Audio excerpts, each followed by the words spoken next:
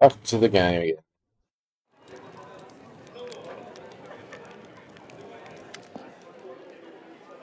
Wait, shit. Oh, there is more.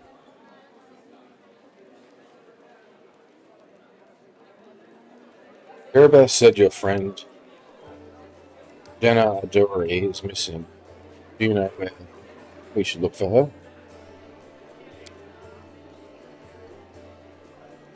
Erebeth is worried about a fight, as I understand that. I wanted to look for Jenna myself, uh, so I didn't distract you.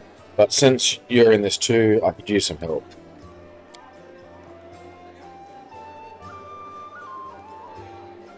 Jenna and I met in Cadabras a few days ago, and she hit it off. We were drinking together, and we went to that unforgettable celebration together too, but we got separated in the crowd, so we should start looking for from the main square. That's where I last saw her. Jenna's a good fighter, even if she is green. She could have become an Eldori otherwise. You couldn't have become an Eldori otherwise.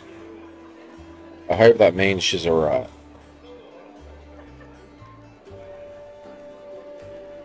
What do you think of what's going on in Cadabras?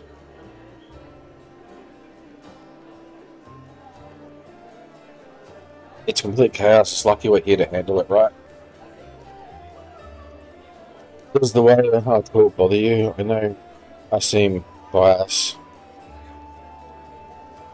Many good people in our protector Trenderville died here in Nabras. A paladin of Illuminato is expected to be probably spectral and solemn. But I prefer to face my troubles with a smile and a bit of common sense. Grief is a weapon they will use against you. If you undermine a warrior spirit, it's better we hold off on grief until we've driven the last demon and cultists from the city. What are we in week?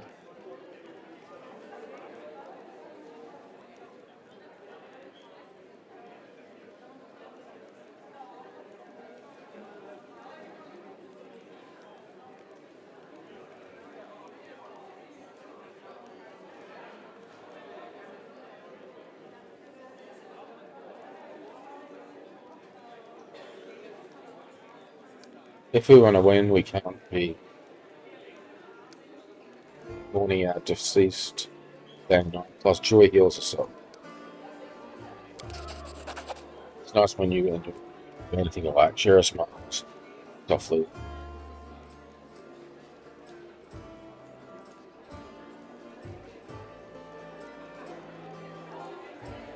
It's like fighting demons, or are you looking for something? Or chicks.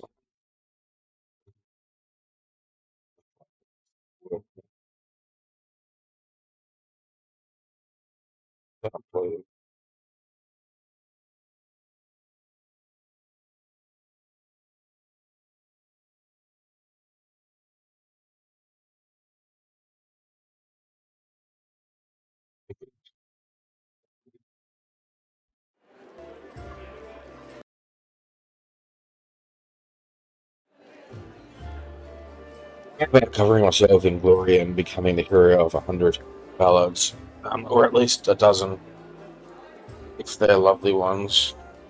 Shara's eyes shine clearly. Anyways, to be more serious, the area around the World Moon is the best place for a paladin who wishes to defend the weak and serve good. Being part of the crusade is rewarding enough for me, but there's something that worries me. I don't want to sound like I'm criticizing my brothers in arms, but the Eagle Watch and the others orders are focused on just one aim: war against the World Moon. That's why they can sometimes overlook the smaller things, the ordinary misfortunes. You know, I always like being a wandering knight because at any moment I could get up and go help a poor rat folk.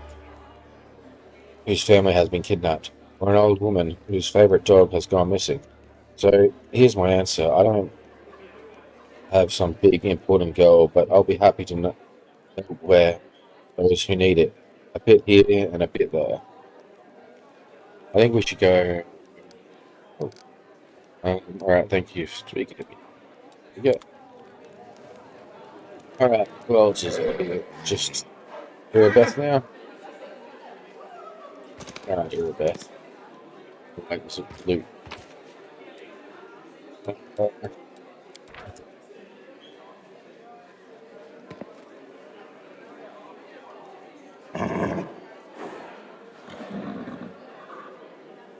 A book of the personal was pushed by the PathFinder players. And as nightmares lit, fetish live, and the wind rose up, sending the sound billowing across the roof of the temple and off into the darkness sky. You cannot protect them.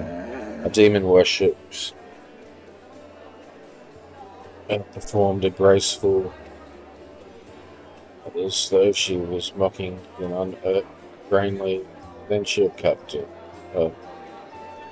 Slowly picking up his way across the slippery roof tiles. You may have saved. You won't save anyone who gets in my way.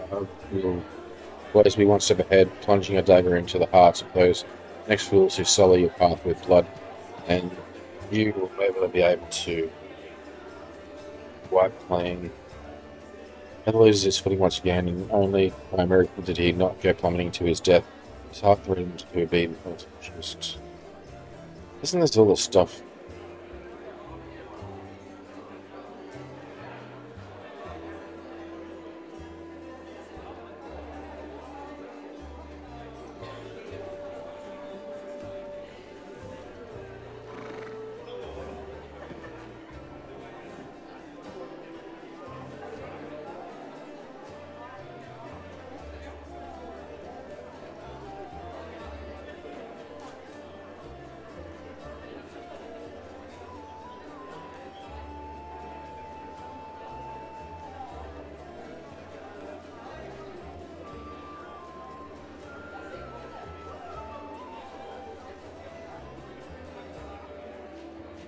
That's certainly not should do to talk.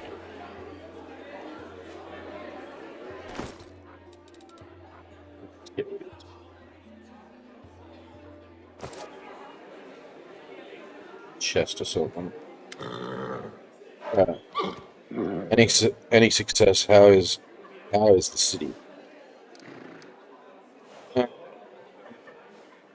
is a tiefling chained up in the defender's heart. What can you tell me about it? Wolful. Wolf Jiff. Oh, is a petty thief from a gang of thieflings operating in Cadabras. That's what we call them in these parts. They they try to rob a vendor of magical items recently. Unfortunately, we apprehended only one of them, and the rest managed to escape. We have nowhere else to keep him apart from the defender's heart, but that's hardly a prison.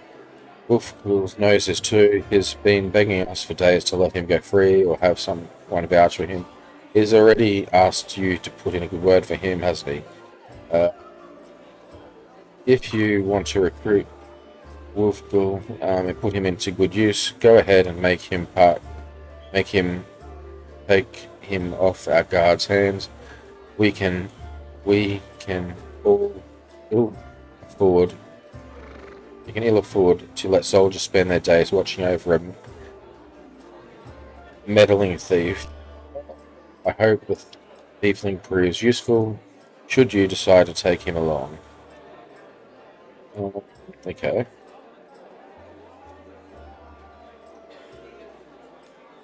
What is our main objective?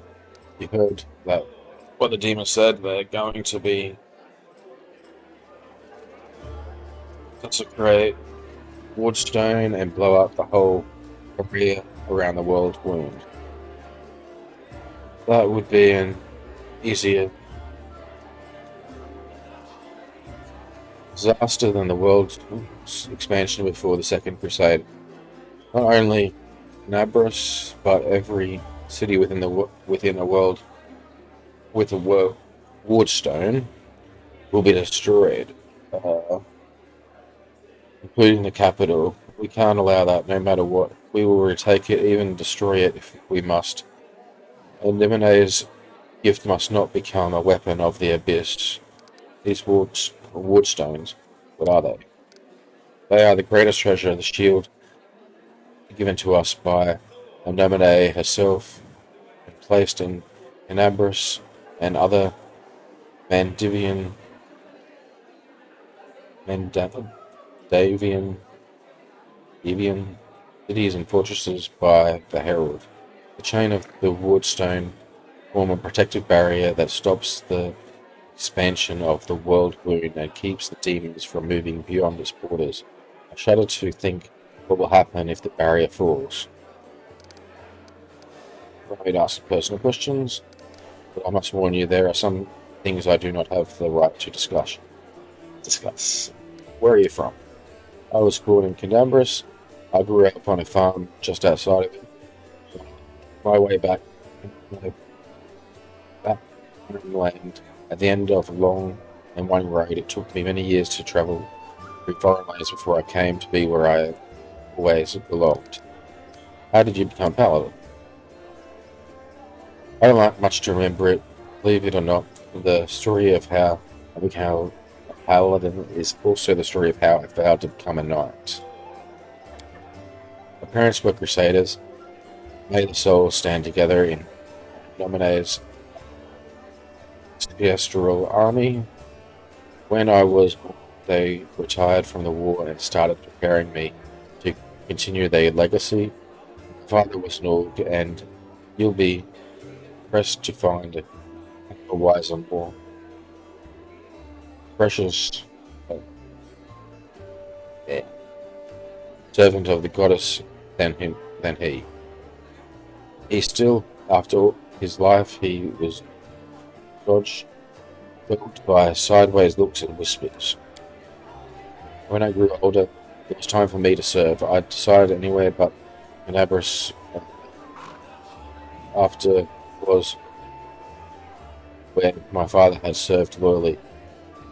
His only reward had been injustice, besides the witch hunters led by the honorable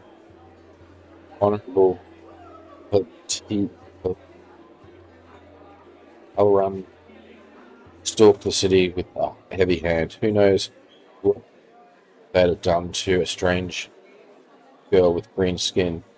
Instead, I want to. You can laugh if you want, but I was young and foolish. I chose the last of all places. You can imagine how well I was accepted in a country that has been battling the orcs of Belazkin since its foundation.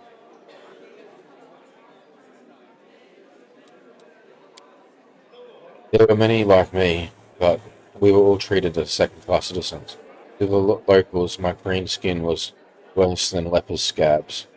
Even my brothers in faith kept their distance and took my vows, and the goddess granted me the powers of a paladin.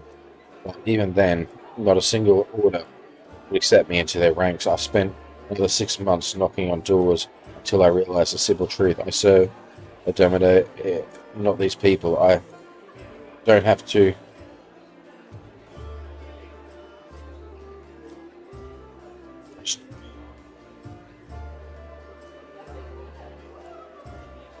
prostitute myself before them.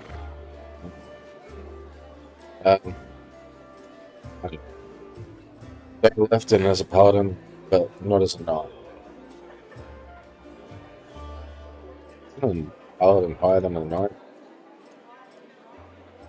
I don't get it. It's probably hard for you as a human to imagine.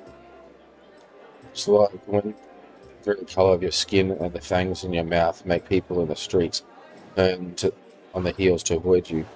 I mean, no offence, of course. How did you come to join the Knightly Order? I left last world and when traveling, the goddess guided me. My path led me to where autocracies were, were happening. I often fought in exchange for gold, and never for unworthy aims. Of course, I wandered the river kingdoms for a few years, killing monsters, tracking down criminals. Escape. Sometimes I thought I was just wasting time, but then my true place was in Canabras. But I pushed those thoughts away, and didn't even want to think about going back. But in the end, divine providence had brought me to my senses. It happened in Timon. I was tracking a gang of bandits, which my employer suspected was a cover for Rasmirian spies. I managed to find their lair, but inside I found something far more dangerous than spies, an unholy temple to Condoran.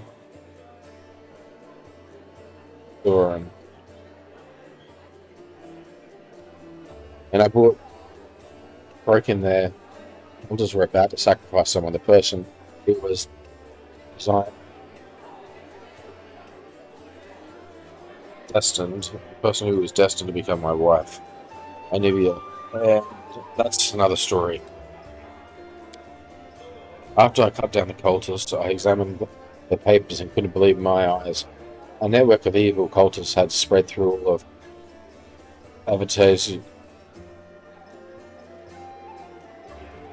Avestian, including Mendiv. The documents clearly showed that their allies and the Templars of the Ivory Labyrinth had infested my native Embers and were even among the ranks of the Paladins. After that, delaying homecoming would be tantamount to desertion. Lucky I was no longer. Olivia was as eager to destroy the cultists as I was. Never and I hurried to Canabras. We couldn't trust anyone. The papers indicated that the cultists had infiltrated everything. Luckily, I had some experience in investigation, and my beloved, the half-full smile, she knew her way around working locks, tailing people, and trading information within the city's bottom feeders. Soon we're defeated at last. Soon we're defeated at last. Not the whole Hydra, but a few of its heads. Do you know who turned out to be the leader of the cultists? The commander of the Eagle Watch. Can you imagine? What Hellrun was chasing witches through the city. The enemy had infiltrated the very order responsible for internal security.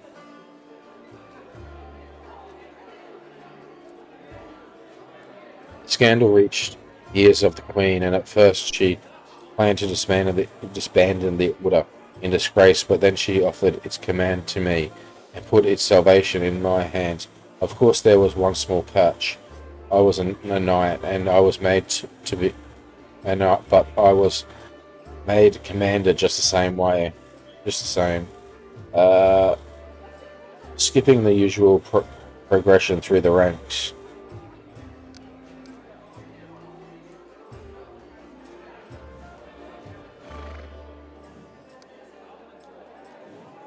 Can you imagine followers of Zon, some demons worshippers? Couldn't they hate each other? They should, but as some of its minions are masters of deception, they manipulate Zon Catholic butchers as easily as the Dominator's knights. The cultists from the unholy temple didn't know the true face of their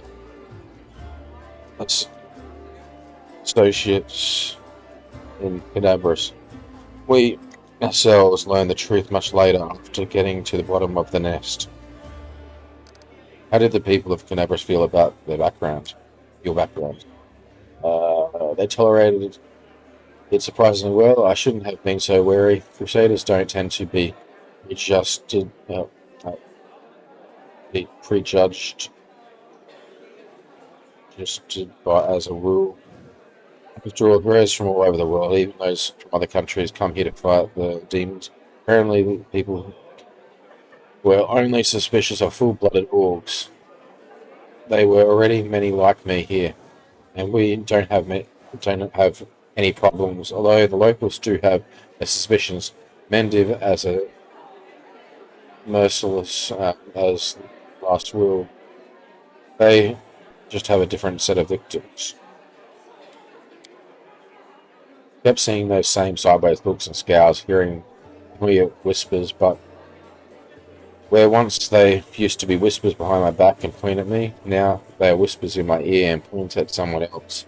It's so strange to be on the other side of the humiliation. You wipe the spit from your face, suddenly be invited to change positions and spit at someone else's. You have figured out by now that talking about the tieflings, it's true that there are many of them among the cultists, and few of among our crusaders, and our fighters do all that they can to drive away those who would be our allies. People shun them, call them Idiri spawn, or even worse, as if they chose to be born like that. I believe it's quite a feat to rise against this pool of one's blood and join the forces of good. Still, most only see them as enemies. I once saw a knight bleeding to death because he wouldn't let a tiefling priest touch his wound. Alas, I haven't been able to change this in all my time in Canabros.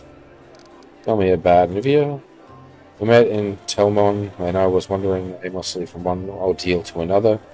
We returned to Canabros, gathered to expose the Templars of the Ivory Labyrinth. The other day, the Queen knighted me, and it was the second happiest day of my life. The first was the day of our wedding.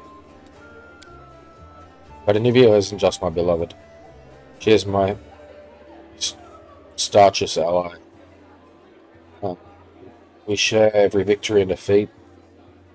The best of me is alive thanks to her. Thank you for saving her back then, the day Dabras fell before her return.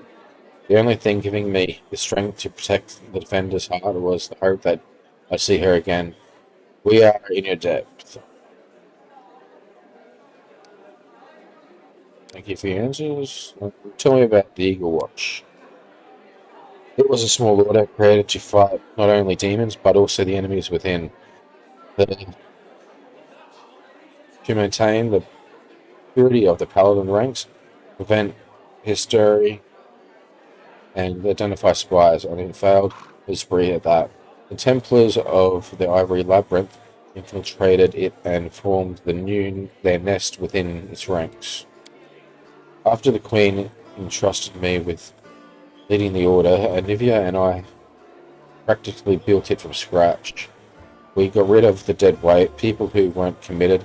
We organized ways to transmit messages and orders safely. We introduced reliable ciphers. We found tactical allies around the city, and from Crusaders' orders to street beggars.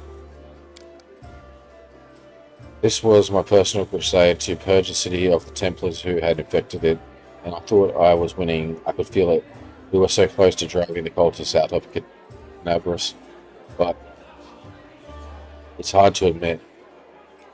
Those successes didn't count for much once the demons entered the city.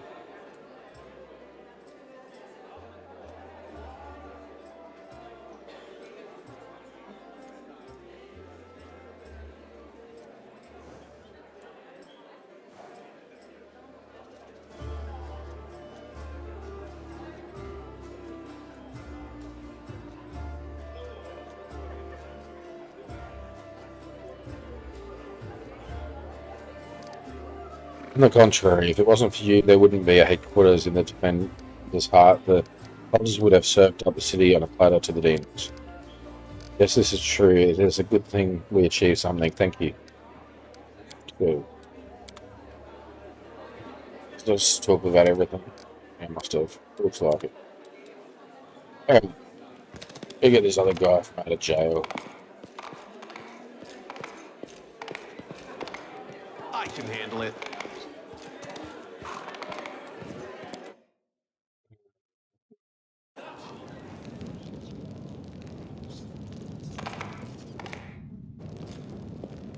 Well, Chief, what do you got for me? Talk to Irabeth, and I've decided to make you a part of my troop. We'll see how it goes. You must be a smooth talker. Come on, Delvin, get these bracelets of yours off me. I'm going free. You're sure to regret this. This tiefling will fleece you for everything you've got. Mark my words. Probably. You're a bitter little man, Delvin. Petty and mean. You can't even be happy for me, can you? I pity you. I'll leave you alone with your sad little soul. So long. And now, Chief, straight down to business. You see, I'm one of those guys that people around here call thieflings. We just call ourselves the family. After we knocked over that shop and I got stuck here in the Defender's Heart, a little bird told me that big sister Charisme wanted to see me. That she had some questions to ask me. You following? Now, she won't be asking me questions like, Woljif, how'd you manage to get out of this one? Or, Woljif, you're so thin, didn't they feed you? No, something serious has gone down, and I just know they want to try to pin something on me. I can feel it in my tail. So, I knew right away that I couldn't go alone. You turned up just in time, Chief. You don't need to do anything when we get there. Just stand behind me and look mean, and I'll handle the rest. Somehow. Let's go, I'll show you the way. Huh.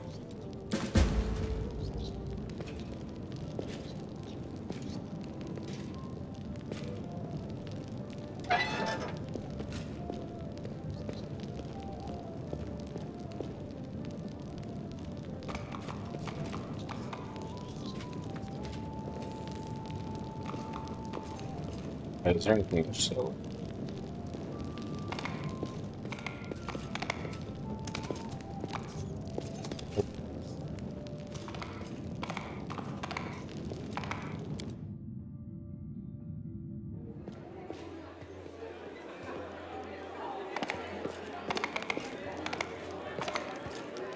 There he is.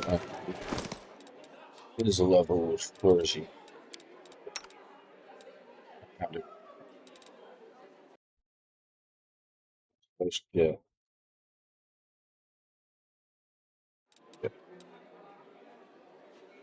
Yeah.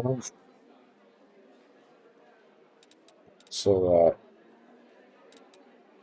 torches. Well, actually, two.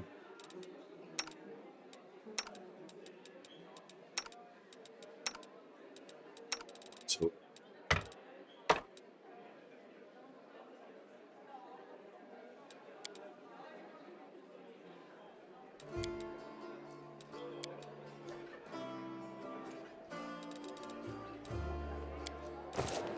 Alright, let's talk to you.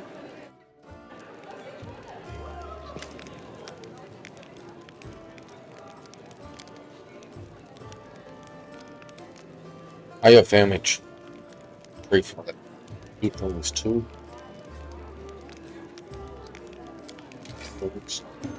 My family has an interesting story actually, but I don't tell it to just anyone. My father and mother had a bakery and their lives was a great, but the gods never blessed them with any children.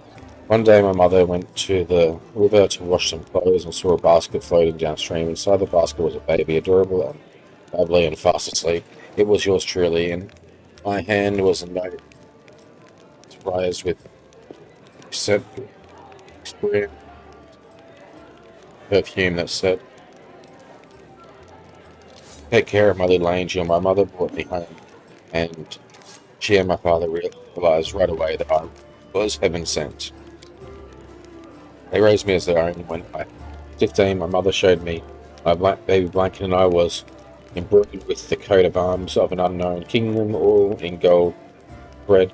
Ever since, I've been looking for my real parents, but it's not easy. Traveling takes money, so if you have a few gold coin, I'll pay you back as soon as I find my real family. I'll give you my. Uh,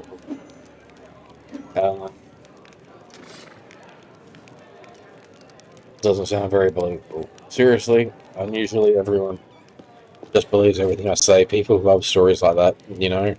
A cute baby, a basket, a blanket. Why not to love? They look at me differently as if I'm worthy more than just because the sheets I fit on might have had a fancy coat of arms on them. If I was really a prince, I wouldn't be sitting around here. I can tell you that much. I have already gone to take what was rightfully mine, and then I'd come back with an army so I could watch the guards and merchants who pushed me around all my life bow and straight scorn me. But that's not going to happen. You want to hear the real story?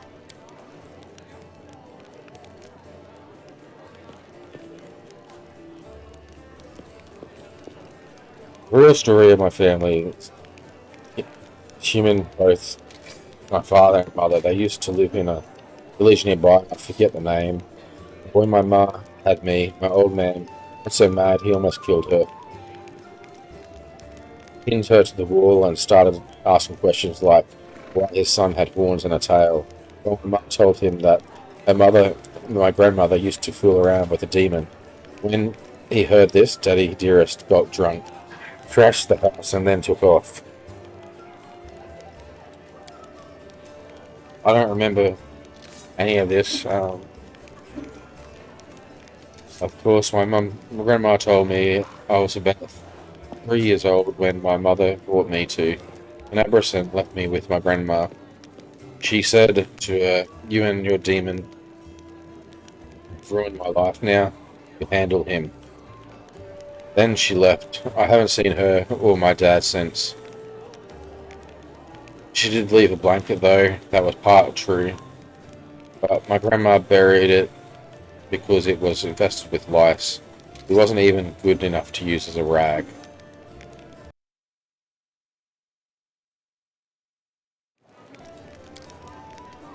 I think after all that, my grandma saw the light.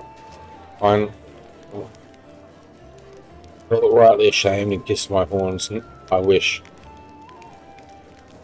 People used to give her trouble for fooling around with the demon. She wasn't welcome anywhere. She got angry. Normal kids get bedtime stories, see, but the only tales I got were of how my dad was worthless. My ma was a slut, and I was a demon spawn that no one cared about. She only kept me so I could help around the house and steal things she needed. So that's the truth.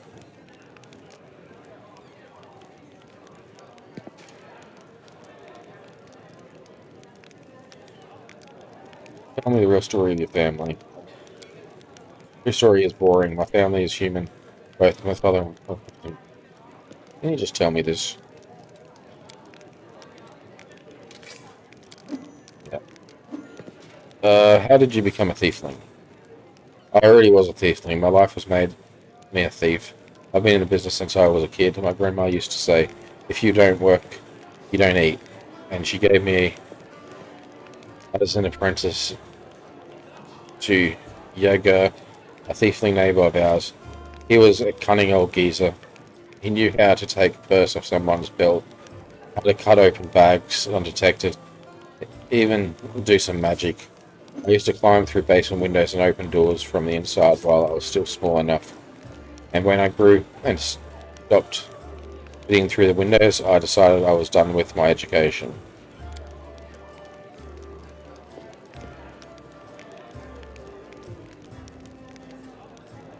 I repaid my grandma for everything she'd done for me, which was absolutely nothing.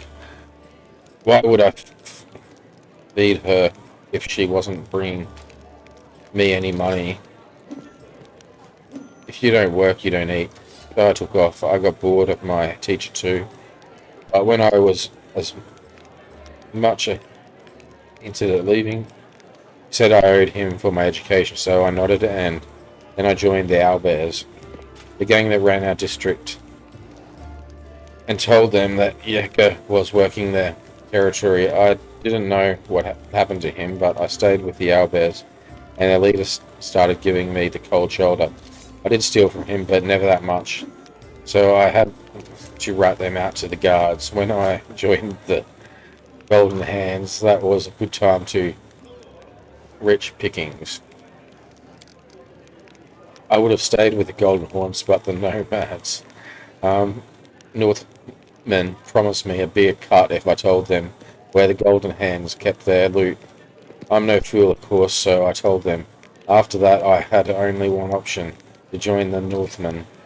And after then, the family came. At first, no one took them seriously, calling them tieflings and all that. But I felt it right away. They had power behind them, and they had more money.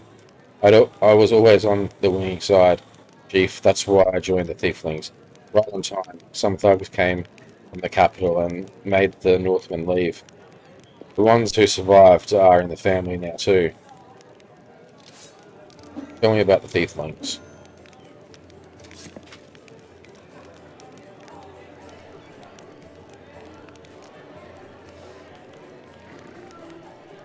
Alright, I won't tell you everything, mind, but I'll tell you a little.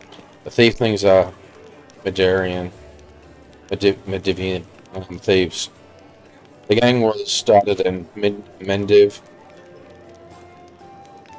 capital, by someone or another, and soon after they spread all over the Galorian. They were also called the family, you know, because us tieflings are easy to spot.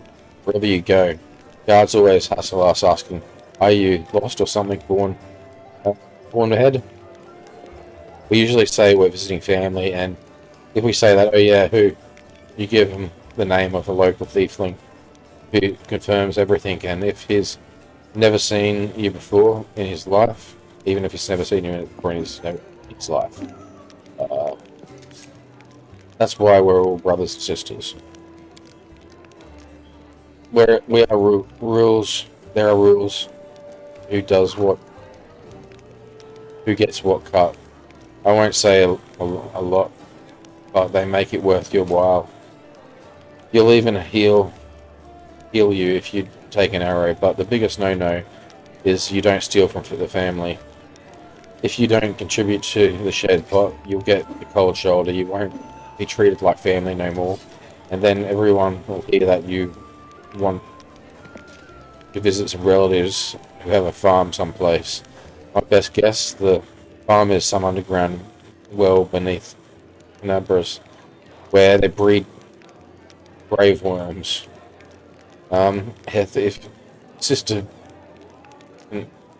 Canabras, our boss, looked the other way more than often, I'd really be able to spread my wings.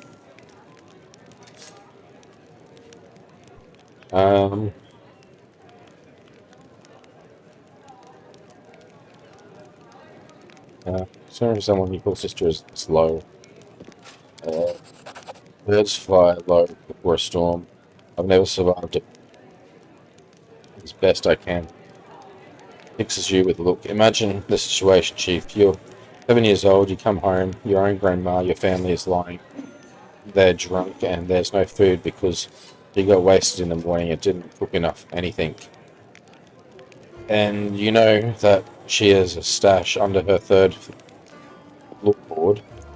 Take this money so you don't starve to death. And then when he wakes up, she beats you because you shouldn't have taken it. You should have stolen some food. You're a waste of space. That's something you can never understand, Chief.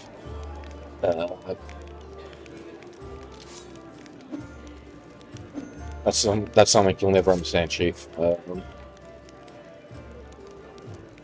You only care about moral choices. You always know what's right, what's wrong. The sisters, grandmother, mother, in real life. They're just words. what do you think of Canabras? It used to be such a hole. Then the Crusade and the refugees came here. Things started looking up. Maybe it depends on who you ask. I suppose which is better to steer clear of here because Donome's followers are furious, especially Elrond Shapalok, the local inquisitor. He's a tough old goat.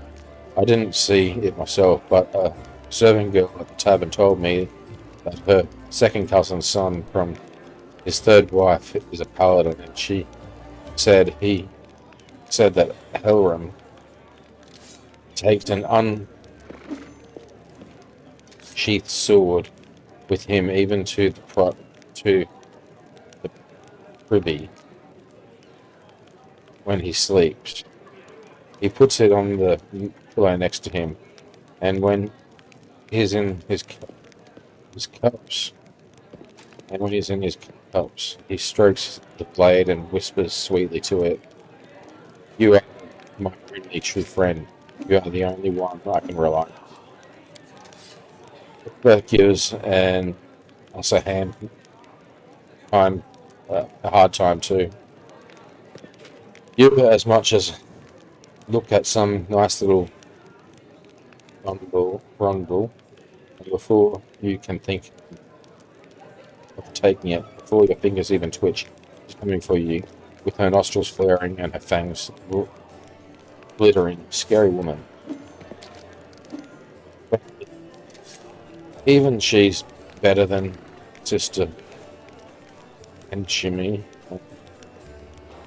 The boss hearing Canabras, by our, I mean the Thiefling's boss.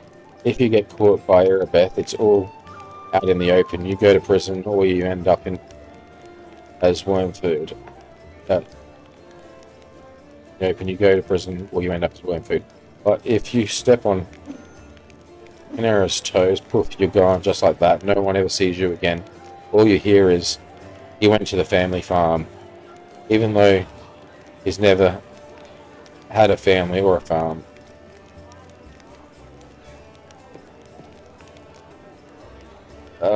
You have demon blood in. Do you feel drawn to the abyss? Why are you an inquisitor or something? What's it to you? If I've wronged you somehow, just come out and say it. Don't ask me trick questions. I know how it happens. I used to know a fella. He was married to the sister of the guard. Some shady types got him drunk one night, started asking him suspicious questions about the gods, about the queen. He wakes up hungover with a headache. Someone's mumbling something. It smells like smoke. His feet are kind of hot. He looks down. There's a fire under him, and the prelate is reading out his sentence. Read it. Your shadow looks strange. What kind of magic is that? Okay. Ladies and gentlemen, roll up, roll up. Alright, everyone around the room. Okay. No dark magic, no friend. A trick without any deception. Snaps his fingers and a blue flame engulfs him. The shadow is lying calmly. In huge orange winged demon with claws. Ta-da! Doesn't do anything. It's just looks scary. I remember when I was little, an old beggar showed me and my friends how to make shadow puppets. You put your finger together in front of a light and it makes the shadow of a deer or a dog or a dove on the wall. I tried so hard I wanted to make the best shadow, and I did. It just happened. With chuckles, sadly, funny enough that's the last time I had any real friends. They tried to stone me later, screaming at me, calling me a demon. Tiefling is always a demon to those wimps. Even the lowest ranking drunken gnomes thinks he's better than me. Just because he hasn't got horns or a tail. The poorest beggar in the filthiest gutter thinks he's better than me. And most people will never show their shadow again after that first time, but I don't care. If stones are start flying again, I'll just run. I'm used to it by now.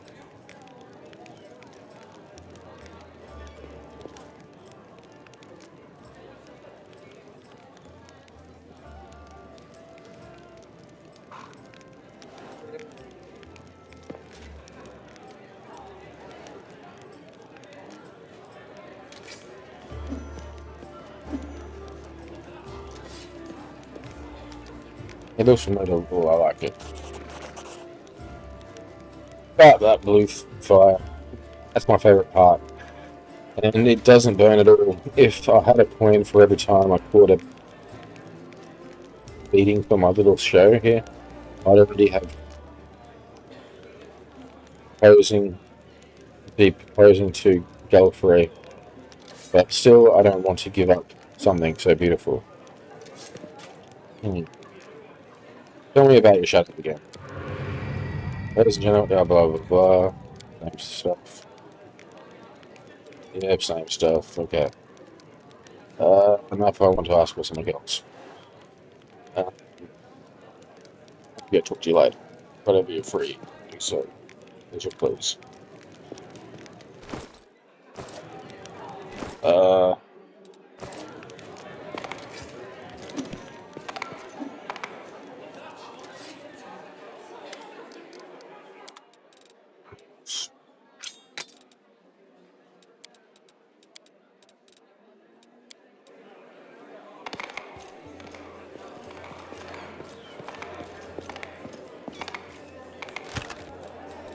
What do I not need to take?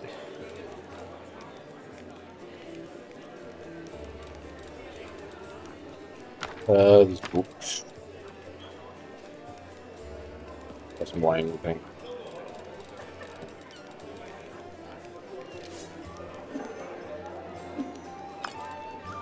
Still don't really need right now. Use it there.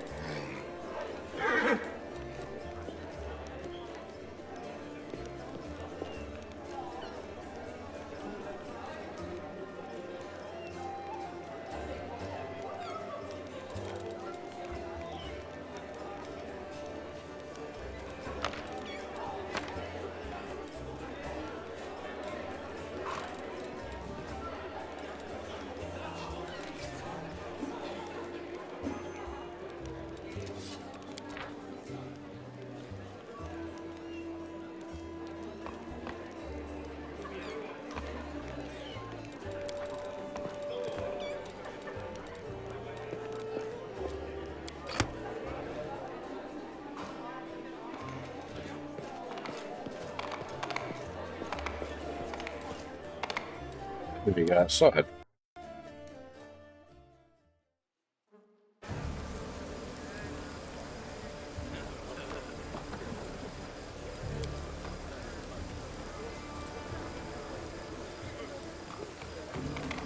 That's right, there's corruption and stuff. And sleep.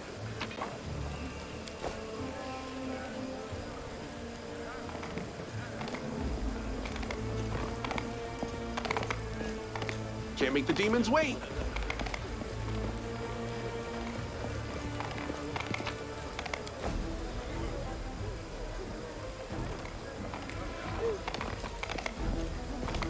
Beautiful.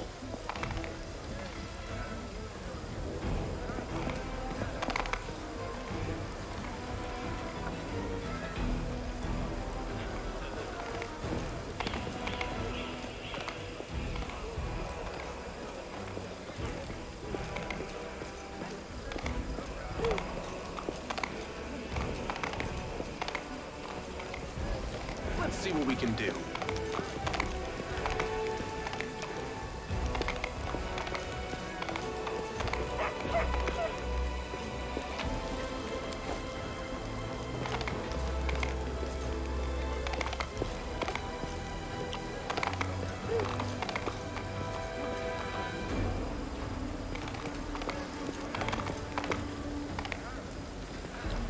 Okay. Here Yeah. we go.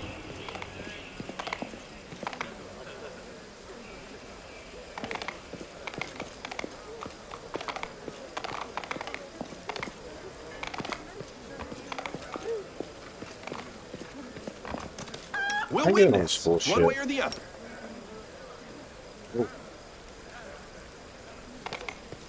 I can handle it.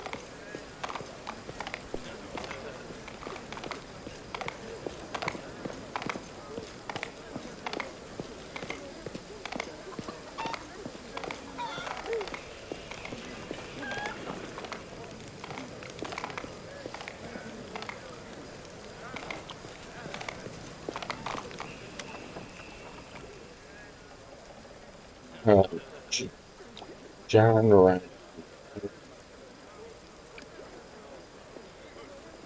When you're facing the city, you picked a good time to come to numbers.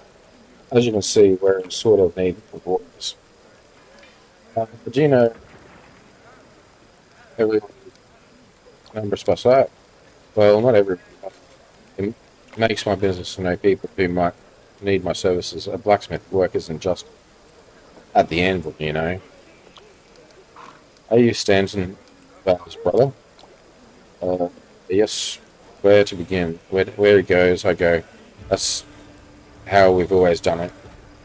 Even before the world moon, I forged the armor. He got it. He goes into battle and breaks it. He brings it back to me. I repair it and make it better than before. Everything changed since then, of course, but that's just part of staying the same. How was Stanton to blame for the fall of Dresden? I've told this story so many times already. Well, telling it one more time won't kill me. Dresden was built after the First Crusade. Back then, it seemed like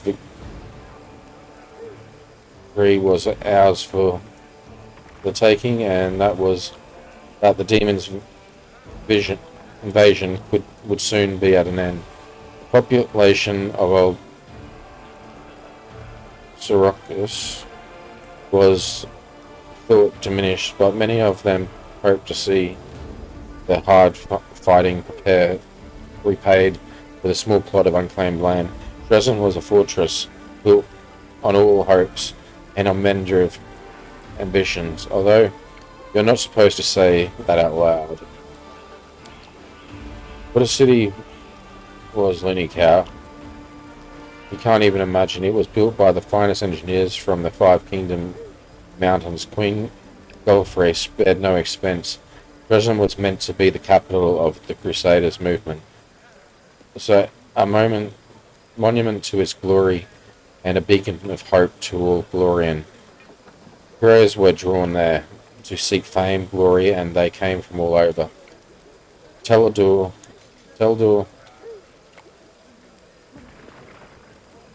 and Telerics, and I couldn't list them all, but a relic known as the Sword of Valor was kept there, a banner that had been carried in a battle by Demade herself. Then she was still human. Banner protected the city and kept the demons from teleporting inside its walls. As long as the banner was in place, Dresden was invincible, and so we thought. But then the world wound suddenly expanded. The demons launched a new onslaught. Folks started saying it was time to declare the Second Crusade. Dresden was unassaultable until one young officer was tempted by a beautiful woman. She convinced him that the banner shouldn't be hanging in the city, that its rightful place was on the battlefield. She worshipped honeyed words about the glory and valor, convinced him that he would be a hero as great as a May himself, and the poor fool believed her.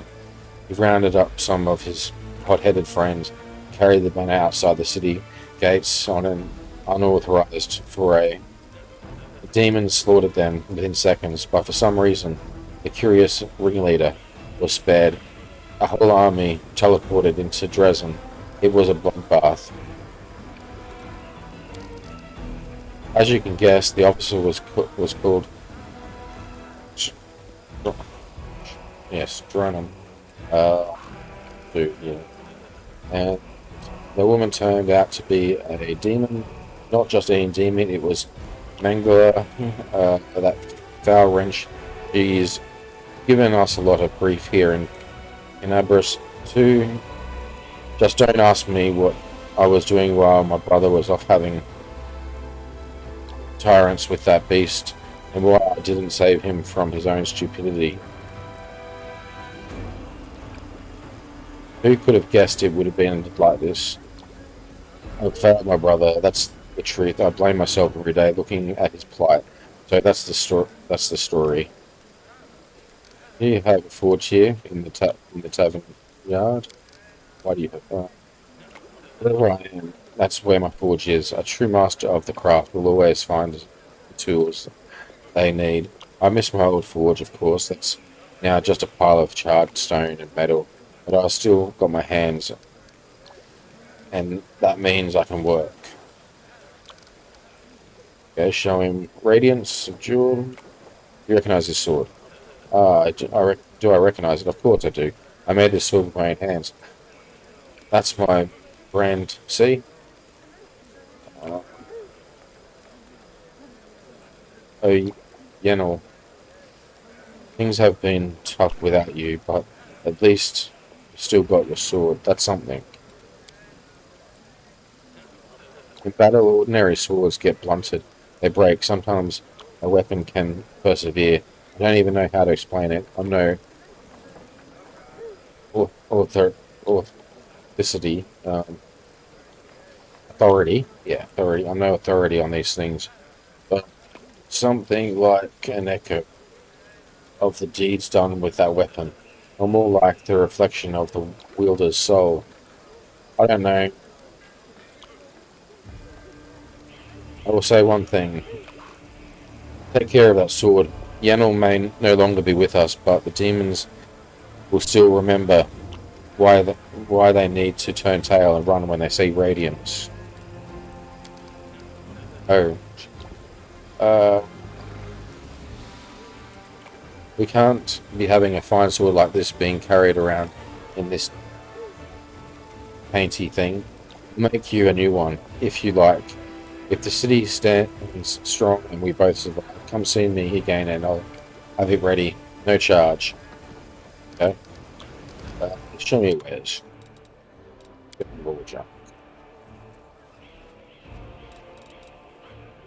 Isn't that good to him?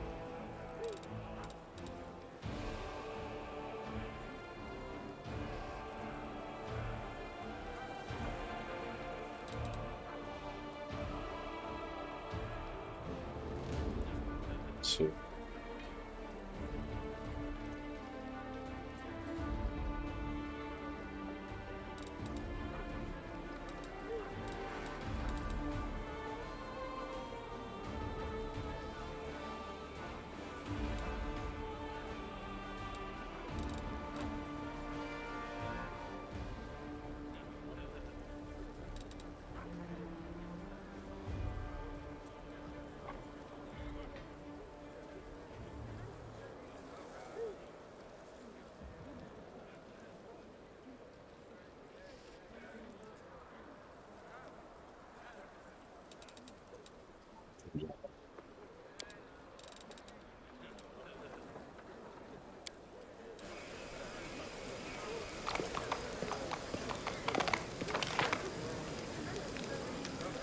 Put over here.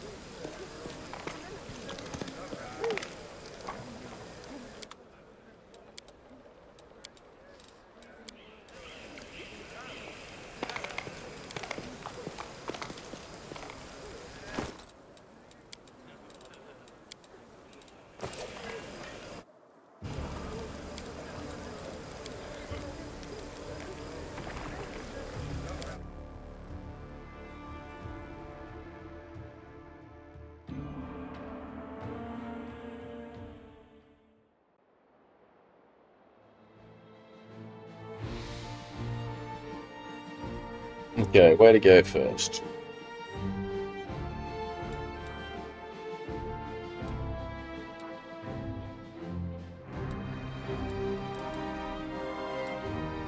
Um,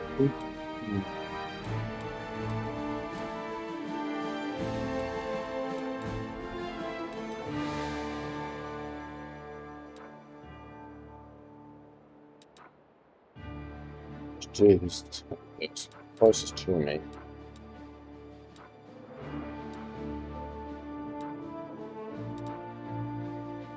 Yeah.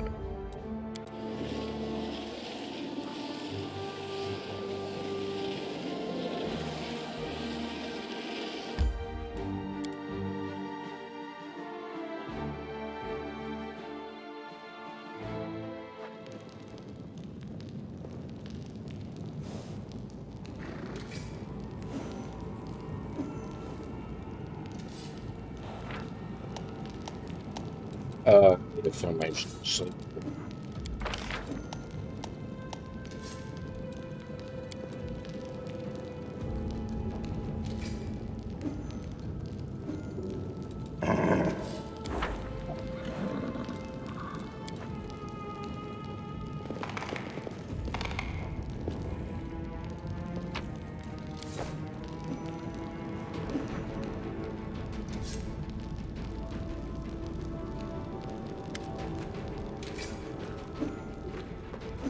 Brother Wolf, you got my message.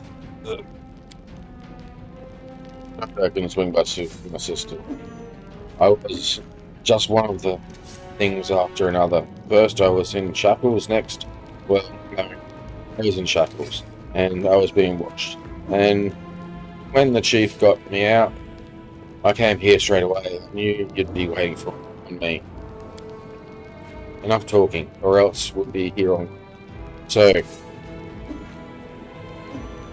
we had a clear plan.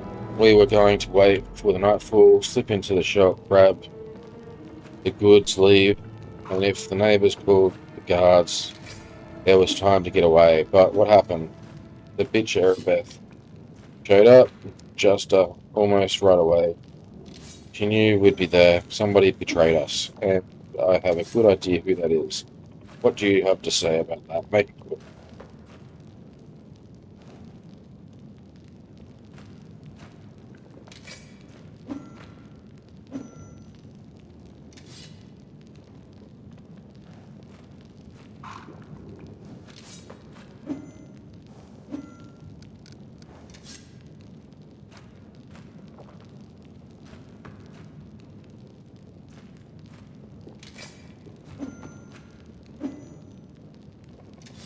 Um,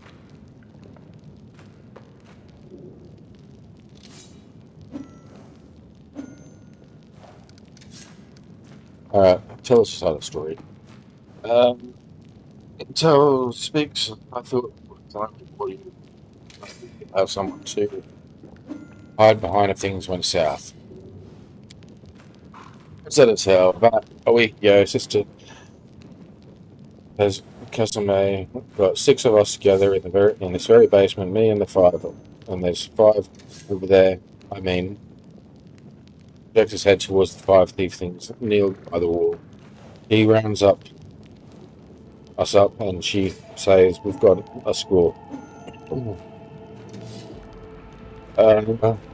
Ancestries and Wonders, the only place nobody ever's been able to hit, the place where guards, guided by Golem, and now a powerful scroll that would knock out Golem, just happened to come into our possession, along with a tip-off that the shop owner would be gone on a particular night.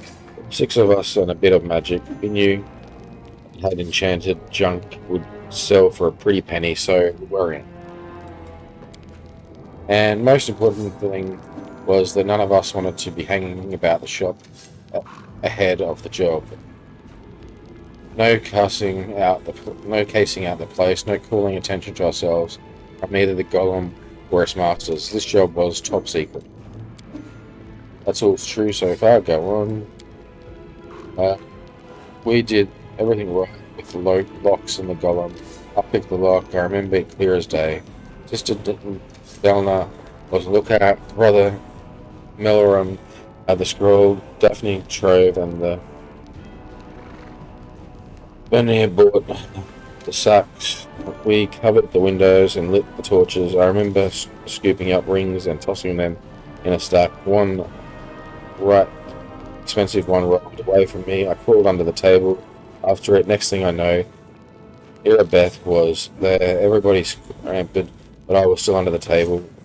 Not my finest moment. I was going to wait it out. And then those blockheads were dragging me out by my tail and put me in shackles. They took all my rings off me, about $20,000, 20,000 worth. And to add insult to injury, I never even found the last one. In the end, I got busted over nothing. So they caught you, poor thing. You stripped you of your loot, and you didn't even manage to stash anything.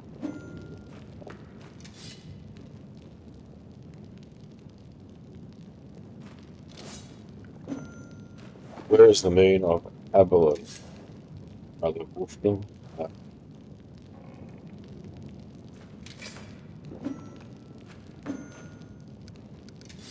What is the moon of Abalos? It was named right. I used it to sit on a little cushion in the window. I used to sit on a little cushion in the window of it. Princess's wonder sterling silver sparkling like the sky. Fine piece of work on that one. So there was a half moon, crescent, morning moon. In the middle there was a dark crystal, like in the eclipse of a moon. Dark man Brahman was so proud of that onion. He used to say, "He'll never sell it. It's the jewel of my collection." Wolfkin slides. I used to go there to see what kind of treasure there was in the world. There's nothing like else to look at in Labras. People used to claim it was a powerful thing. Those who's to say, if you ever stole a thing like that, you'd have the guards on you the second you tried to fence it. Everybody knew that you were always hanging ancestral wonders, drilling into the moon of Abyss. Did you think you could swipe it in all the commotion and keep it for yourself? Did you? They would all be locked up and you'd get off scot-free with a fancy trinket to boot. Don't take me for a mug, Wolfie. I'll see I see right through you. Why would is a Rebeth arrest her own informant? Took the words right out. Doesn't make sense. If I was the rat, I'd have kissed her on hand and been long gone now. You know me, sister. I'm a curious fella, not an idiot. Why would I go against the family? So fish in the Darwin could have a nice full-size dinner. The moon of the abyss is pretty, to be sure, but it's just an amulet. It ain't worth dying over. You knew Erebeth's people would protect you. You knew you could get in the moon going missing on them. Now you've come here with backup. You knew exactly what I was going to say to you. The problem is nobody returned the amulet to Freeman. Are you giving Erebeth a cut? Is that it? Have you seen her? Do you think she'd take a cut of anything offered her? She can't be bought. She's like those three heralds of Europe. All rolled into one. He speaks the truth.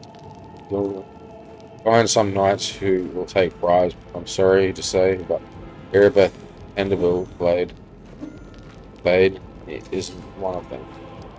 Go on, Wolf. That's the whole story.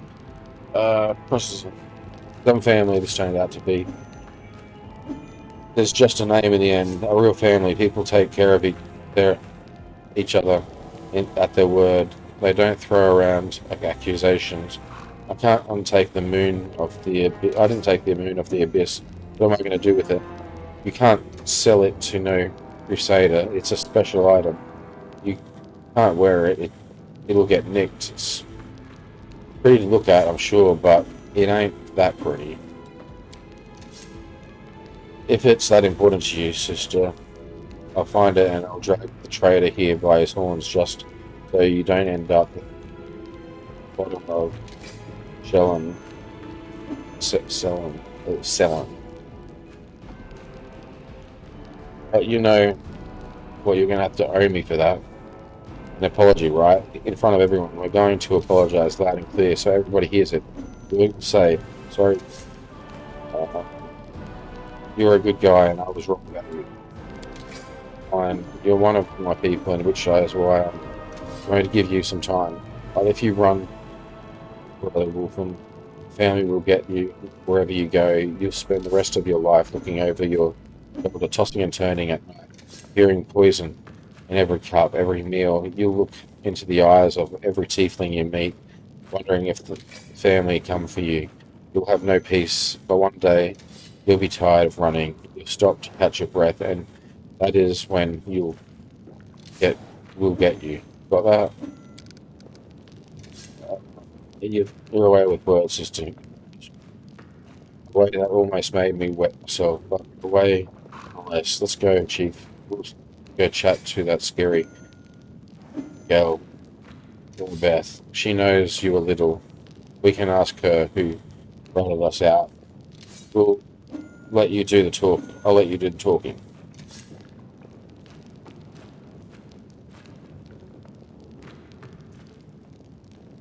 This is a lot of reading. Hasn't read to me. I not need more voice actors. I don't know.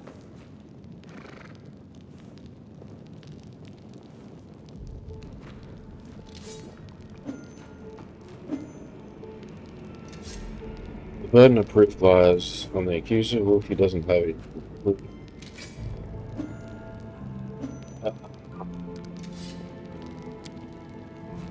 I'll be glad to leave, but like the rest of my brothers and sisters, but in the family, there's nothing worse than betrayal. It's something we do not forgive. We don't forgive anyone who lets traitors off the hook either.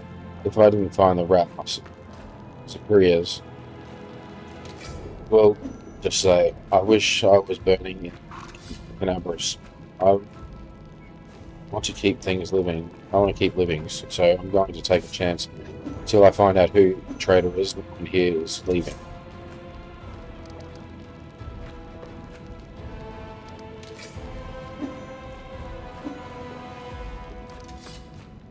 We'll find the retreat.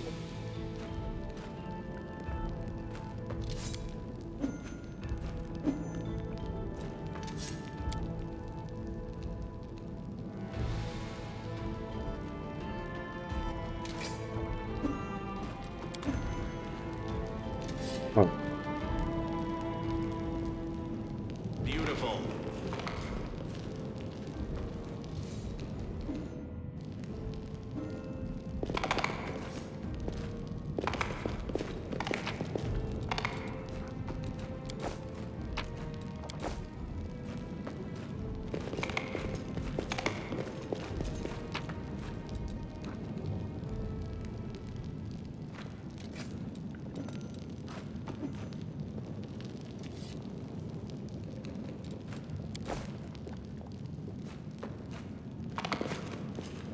Where's a better lockpicking skill?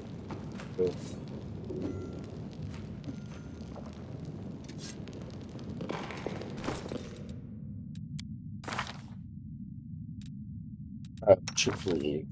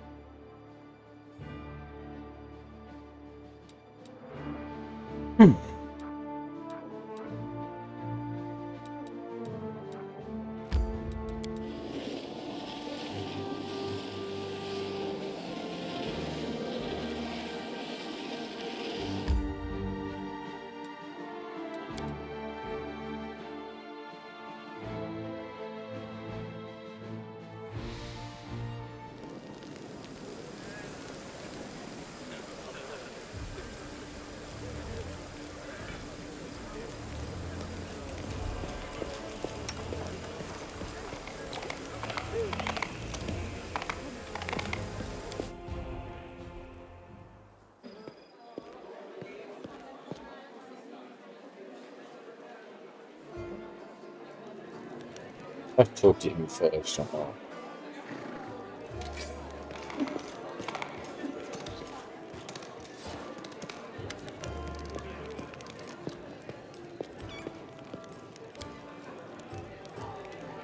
Like it's my first time ever. Every gang I've ever been in, I'm always prime suspect when anything suspicious happens.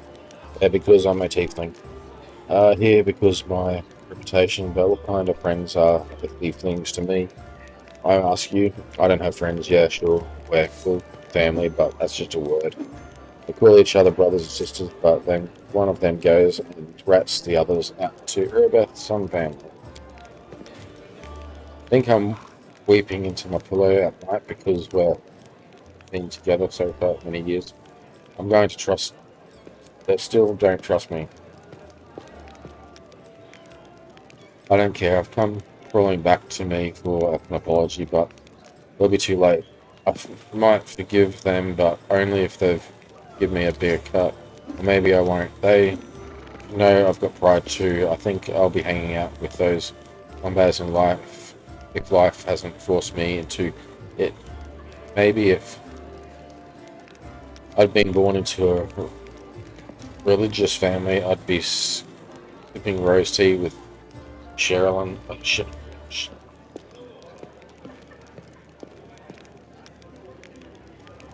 Paladins instead of taking about how pretty the birds are singing today. Talking about how pretty the birds are today.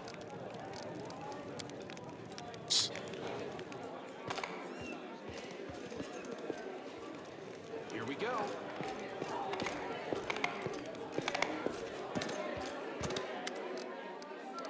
Here's a trader I'm trying to track down. Who is the informant on the tieflings?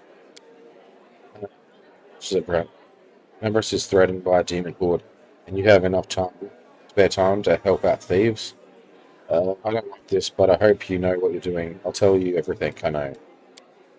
I did not see the informant's face. He slipped out into the darkness, darkened alley, handed me the note, and disappeared. Irreverse, as she tried to remember. He had a cloak with a hood masking his face, but the long horns, didn't fit under it. Okay, someone long horns. Yep. There should be a guardian golem in Ancestries and Wonders. The shop they tried to rob. The owner gave us a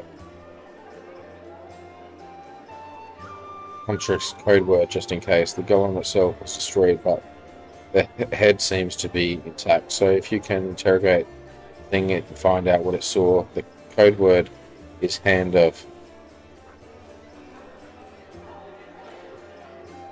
Adore.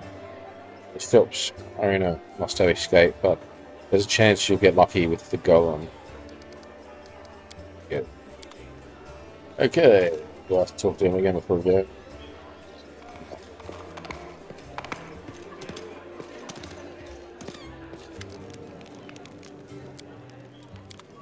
I can handle it. A quick way to get the map.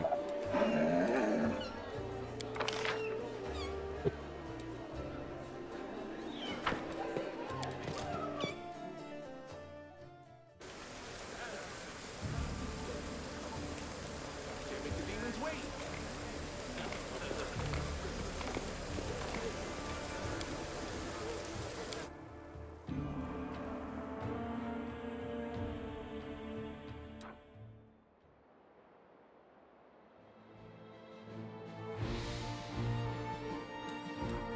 Alright, go to the shop.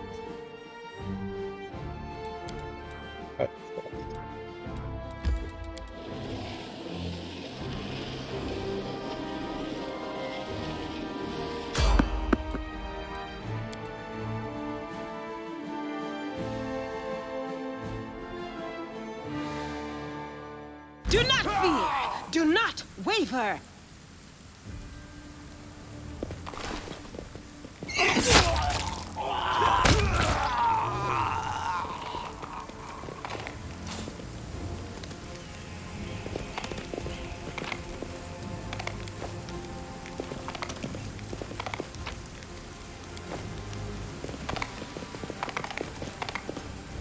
Oops. Beautiful.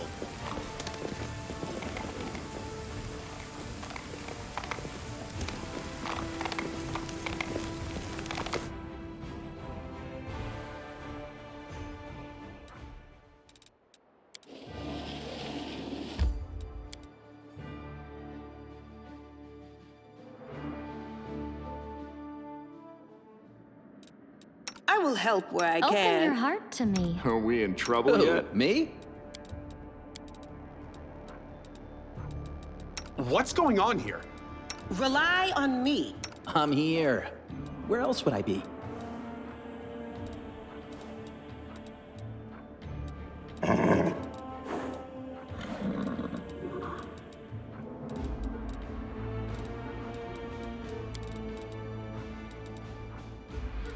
Hmm.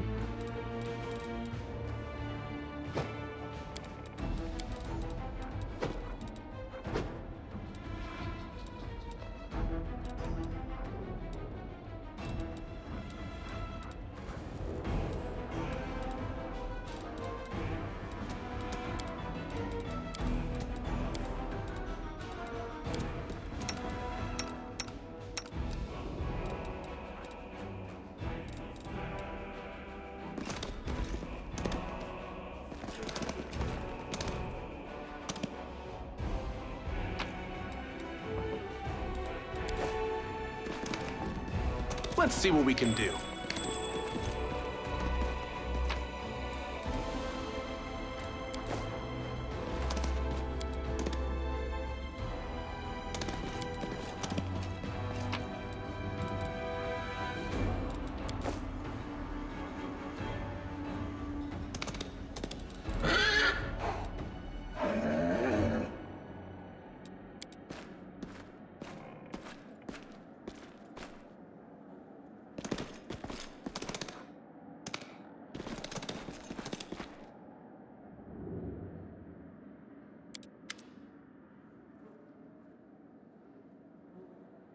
Be free at last. I thought I'd be flattened like a pancake under the rubble. Much obliged. Damn, I'm not in any pain, but my head is still foggy for some reason. What's with all the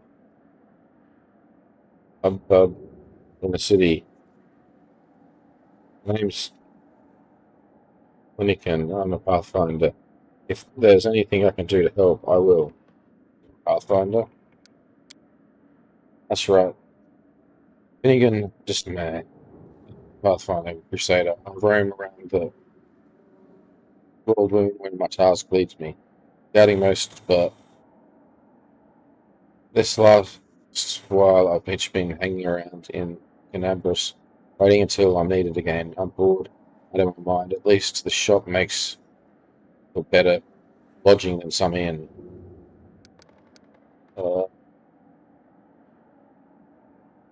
What I meant was, what are you? What's that supposed to mean? I told you. I want to know where. You want to know where how from? Is it? Well, I'm from around here, actually. We Helsings is of the Star plan led when the whirlwind troubles began, but I couldn't stand by while the demons wreaked havoc, so I came back.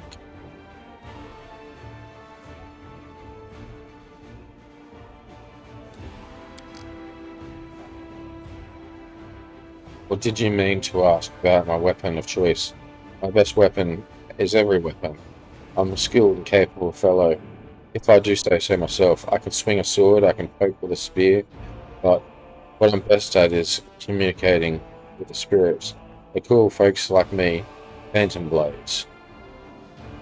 A phantom blade? What's that? It's like a spiritualist, but with a twist. It means that some spirits look a liking to me at some point, and it can turn into whatever weapon I need. Handier. I don't need any whetstones or enchantments. Doesn't take up space either. Although, to be fair, it's not a barrel of laughs. The spirits that bestow this kind of power don't come from happy places. They're not exactly bright-eyed and bushy-tailed. They usually appear after giant battles. that leave few survivors.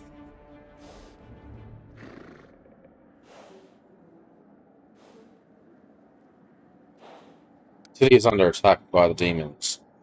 Wait, what? Last thing I saw was some thieves breaking in here. Then the guards came and everyone was running around. After that, it's a bit of a blur. Right when things got intense, they dropped the cabinet on me. I couldn't even help the owner. I was just laying under the shelves like a dimwit until you came along. If there are demons in Canabras, we must do something about it. The city needs every blade it can get. Do you mind taking me with you? I don't think I can handle this alone. And besides, the more the merrier. How did you end up in this shop? I've been here so long, I don't even remember anymore. Just sitting and waiting for any word from the Pathfinders. But if it looks like everyone has forgotten about me, the shop owner is an old friend of the Pathfinder, so I've taken up residence here. I want to take you with me.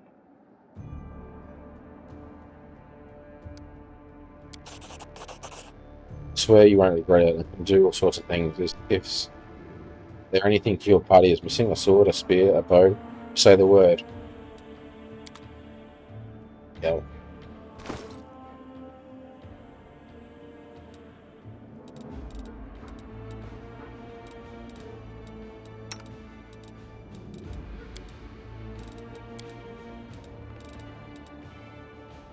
How do I hear this?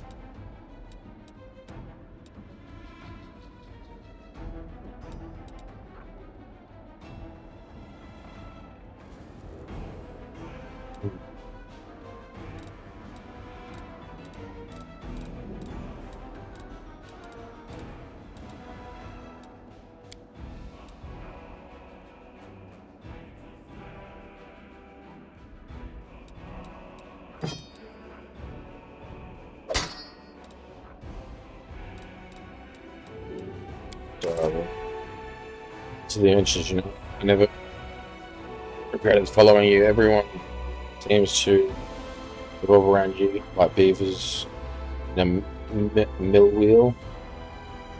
I don't know what that means. I have a lot to write in my report to the Pathfinder Society, although thinking about it, it's been a while since I last sent them any reports. I want to talk to you about you. We'll go ahead, although I haven't really done anything noteworthy yet. Do you realize that you're a weapon? What kind of question is that? I mean, sure, the clerics keep going on about every crusader being a weapon of Illuminate, but I don't think of myself as fancy words like that. I'm just a lad with 2 arms, 2 legs, and, well, frankly, then I choose where to go and who to fight for. I don't want to be someone's weapon, you hear?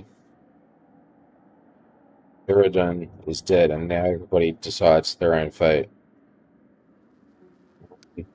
How did you become a Pathfinder? I've always wanted to be one, ever since I was a kid. I remember going out to the edge of the village at sunset, just just keep walking until I got tired or someone dragged me back to my ear, back by my ear. It was like something was drawing me away from home. My clan wasn't the nomadic kind. Before the wound opened, the idea of travelling anywhere would never have crossed the minds of many in the clan. They were content with their commentary or their patch of land, but I have always wanted to see what lay beyond that bend in the road, over that familiar hill beyond the horizon. My father, he wanted to teach me to be a shaman like him. As soon as I come of age, I was off looking for the Pathfinder Society. I found it after 3 weeks of travelling on foot past their trails, and they accepted me. My father hasn't spoken to me since, but it's all right. Once he hears of my great deeds, he'll come around someday. All I wanted was to rush off to some faraway land, and find a treasure trove no one else had discovered yet, but I knew I had duty to. Then the wound opened and the demons. In the end, I never went anywhere. But as soon as things calmed down, I was setting off to explore as Selene. Select.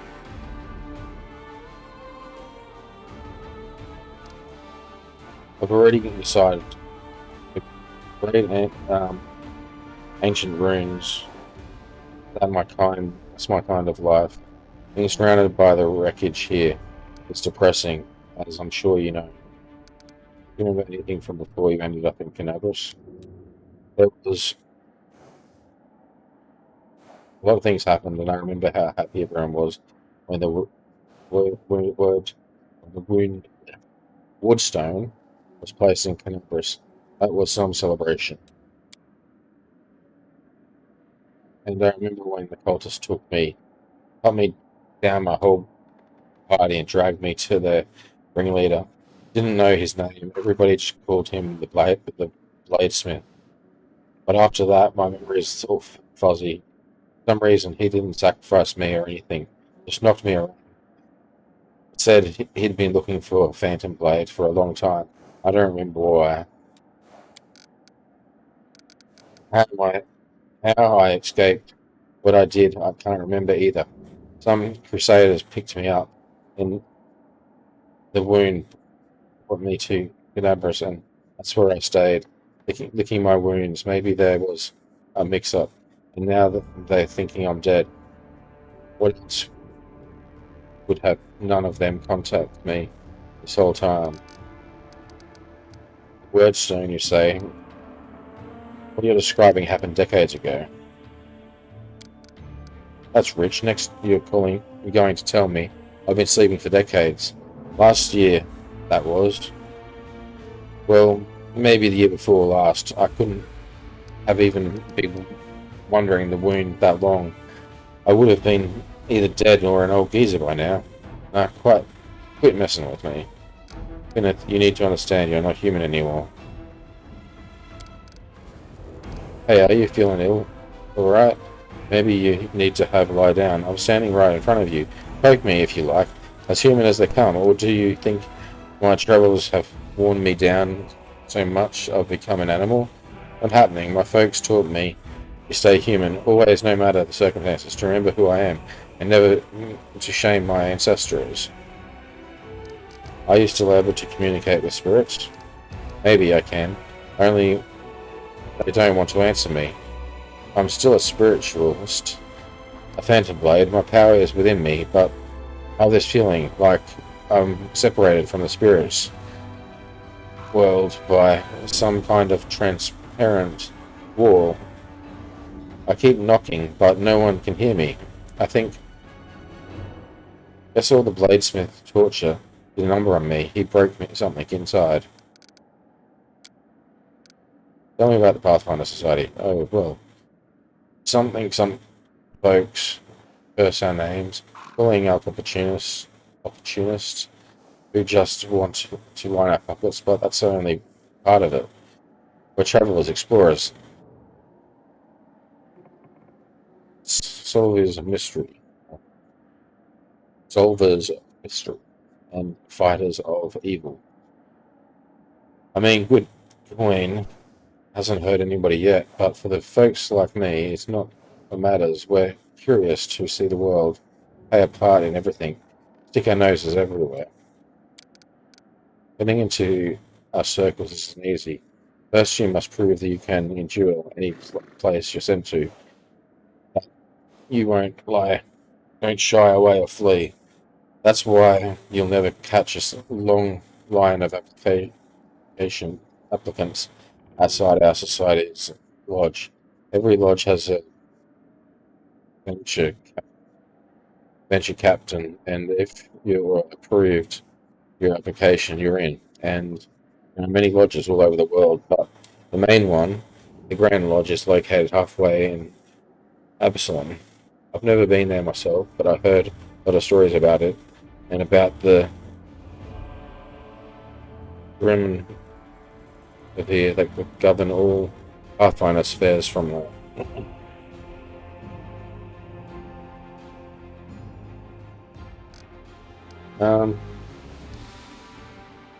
You talk too much, you're annoying, you're awake but nothing more. It's a bit mean.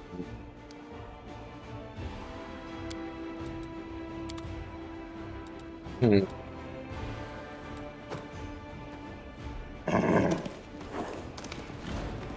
Gotta be mean to it.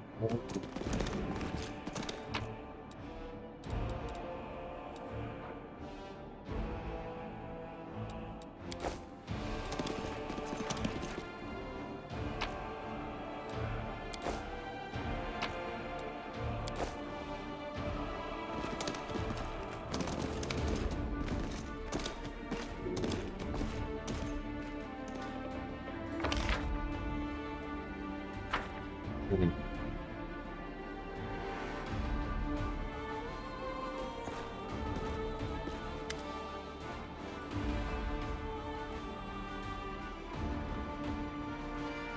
Master code word. End of door. Code word correct. Golem eyes rider. Awaiting orders. Where did you come from? Who created you? This golem was created by Galfurian Sun and Sons address. Third building on the right. Jewelers Alley. Grove Stand. Mendiv. Model G. Yada yada yada. Which stands for accept and enhance for all inquiries. Contact Mr. Grateful.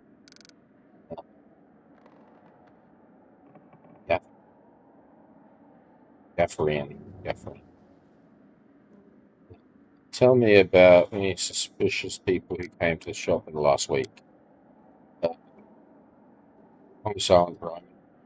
56 individuals entered the shop, human, female, old, golem, young, old, human, female. They'll be reading off customers till nightfall. We need to ask in a different way. Were there any suspicious people? Briefly. Thieflings. Thieflings. 3. Thiefling male, middle age. Thiefling male, young. Thiefling female, young. Describe the young male. Tiefling.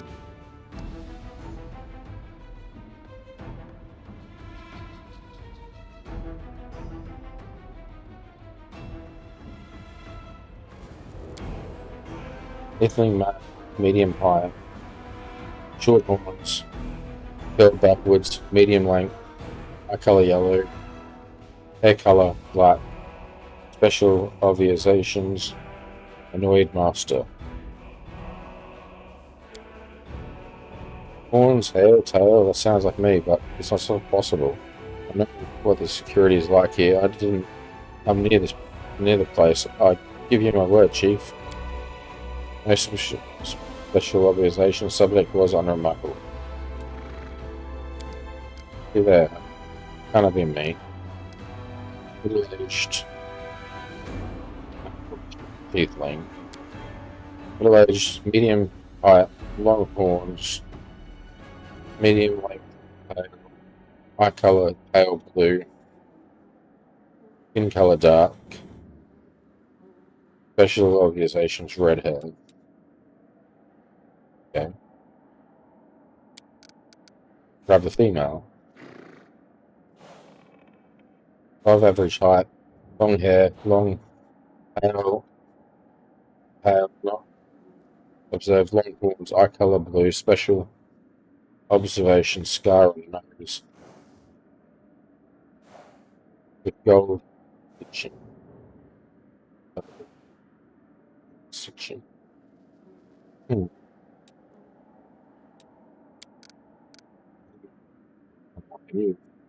It's like the gold.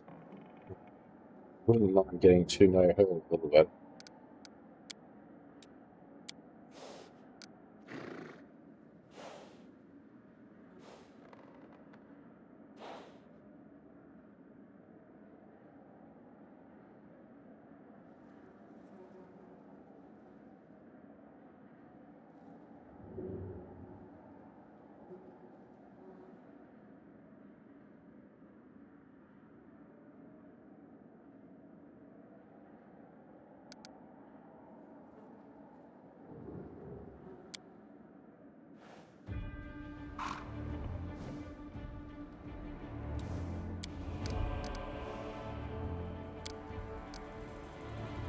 Where's your master?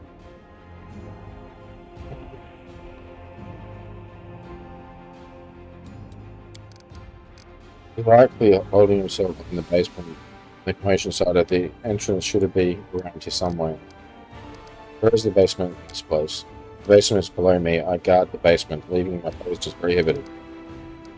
Can't let Helen know.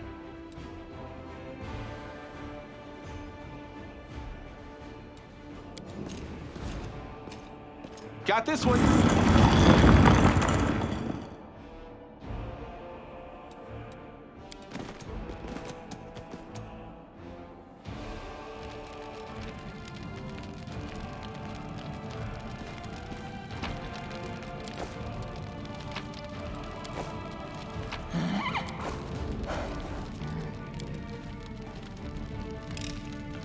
I hope you appreciate this.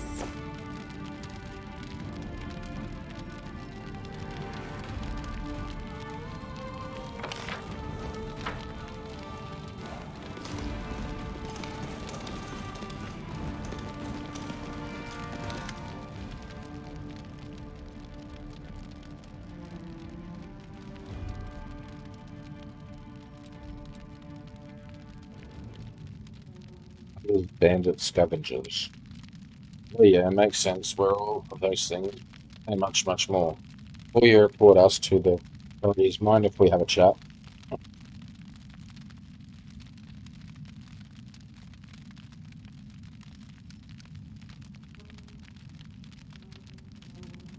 Uh, who's going to rob? You do look better dressed than the local thieves and broken ruffians. You come here to tell me that the nightmare is over? No, it's not. You're here to steal my riches. Get back. No notice Janice rounded up, face turned scarlet. You wolfkin. You dirty little sneak thief. You've been sniffing around my shop for years. Finally worked up the courage to rob me, did you? Get out of here. You and your pals. I've taken everything ready, I'm sure. The gnome seems to settle slightly. My name is Cameron. Yeah. I was the owner of the shop, but I'm not sure I can claim to be the owner anymore. I hope there is at least something left of it. Oh, come off it. Your shop is fine. A bit ransacked, maybe, but nothing a bit of spit and polish can't fix. Where were you the night of the robbery? Do you think I robbed my own shop? I was here in the basement. I was told to make it look like I'd left. The watch was very keen to get their hands on those thieflings.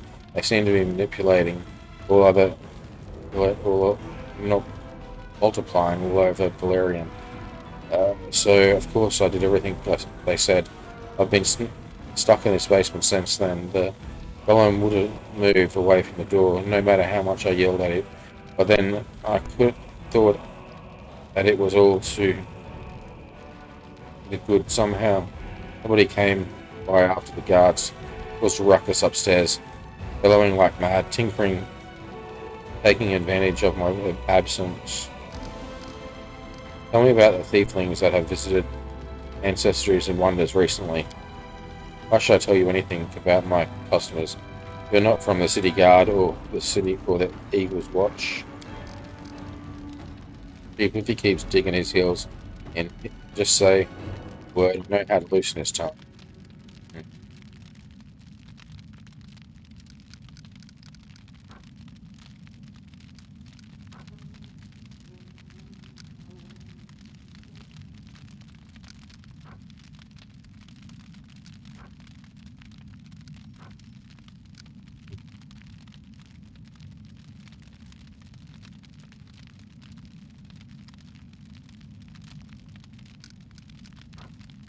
Bluff.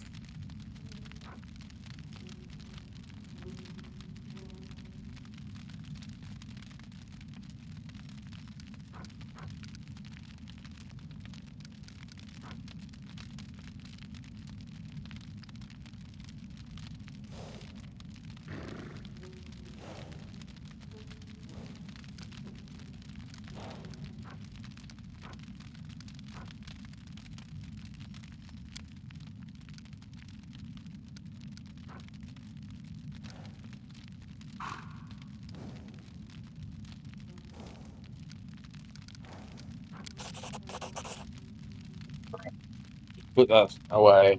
I'll tell you everything. Ask your questions if it's so important. Tell me about. Uh, yes, I've known him a long time, though I'd rather not know him at all. He's been skulking around my shop for years, treating the place like a free museum. He's always wanted to look at the moon of Abyss. I'd chase him out, but he's just s- slink back in again. If he was with the gang that robbed my shop, I'd bet anything he swiped the moon.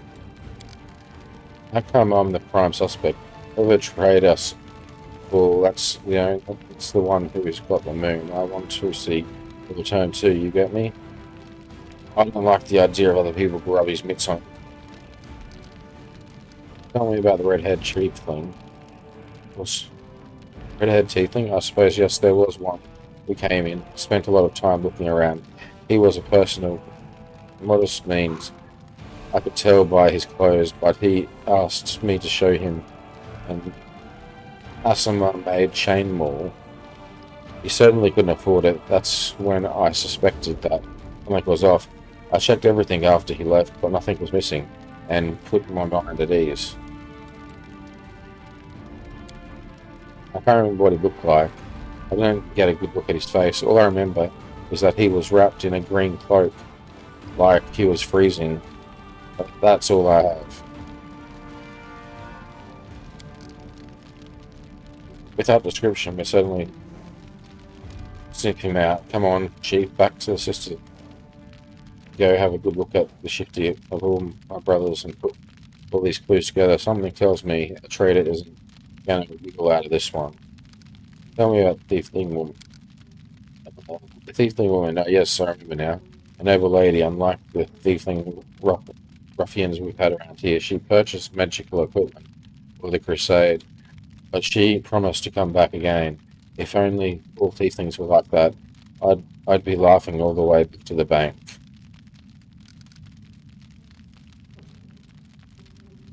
Oh.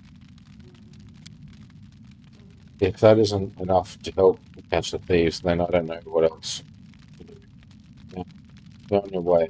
Leave me in peace with my shot.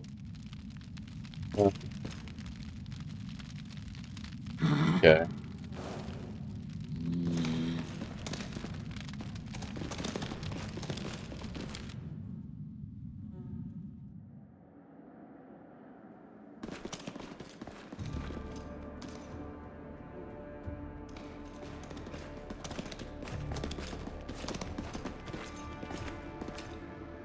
Here we go.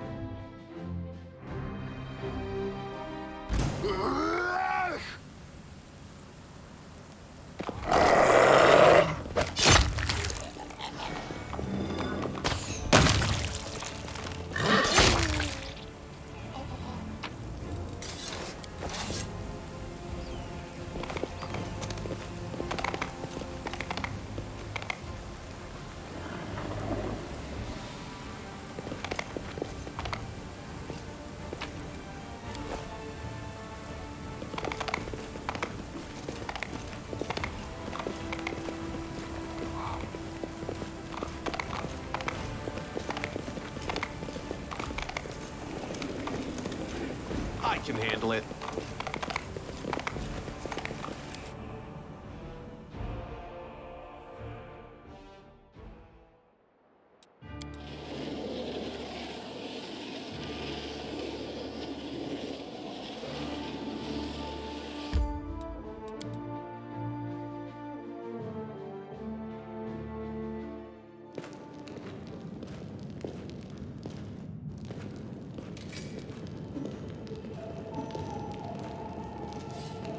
Can't make the demons wait.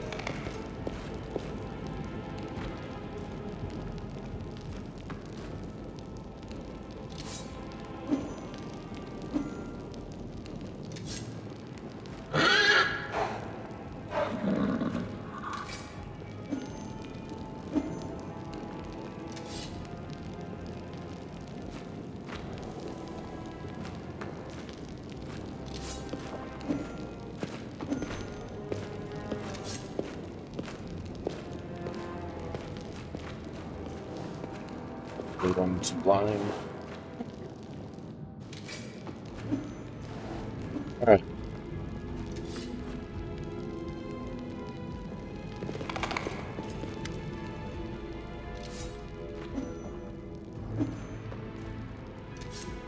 Name and the moon. Wait, well, are you going to tell me who the traitor is? The name and the moon of the obelisk that they stole? I don't need anything else.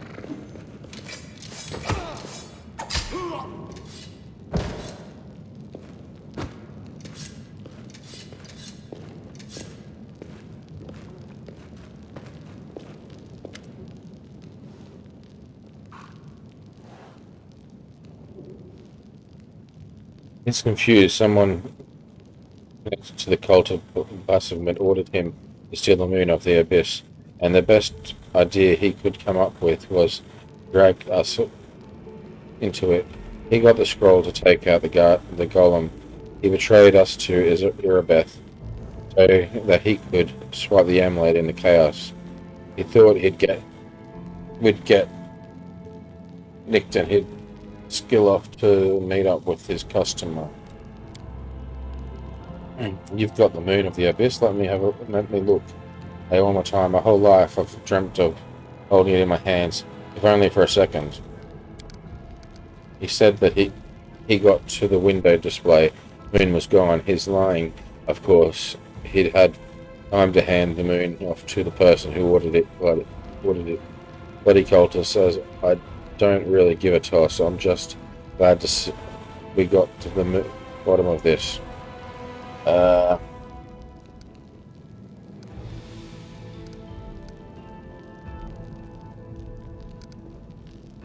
What are you going to do to the traitor? He'll be sent to visit decent relatives on the farm. Think about what he did. One more question. Any more questions? What are you going to do now? Clear out this place, the sooner the better. The city's dying. I don't want to die with it. This city would have already died if not for the people who stood up to defend it. If the weapons are in their hands, so defend it. I'm not surprised. Stopping you, it's your city, but we've always been outside the city. Why would we fight for you?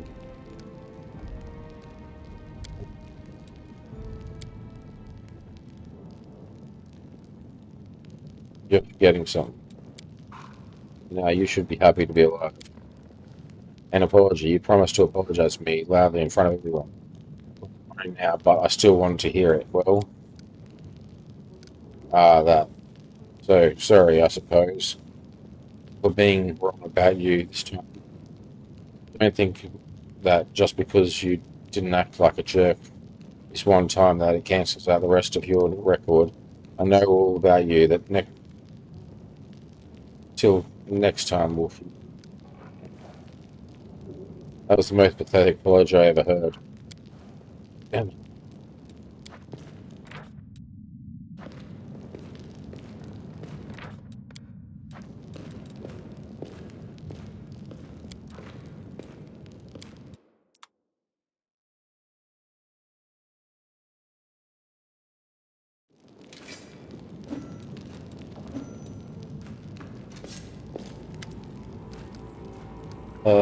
Do that.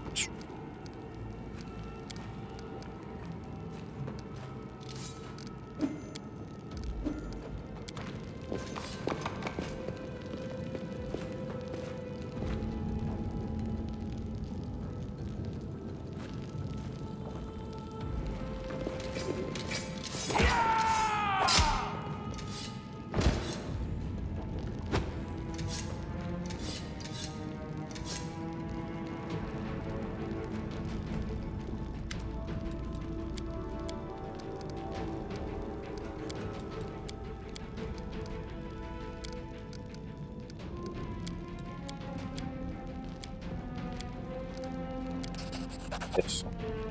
Right, fine. I'm sorry, we couldn't let's part on good terms. Apologies to me as well. You falsely accused my ally.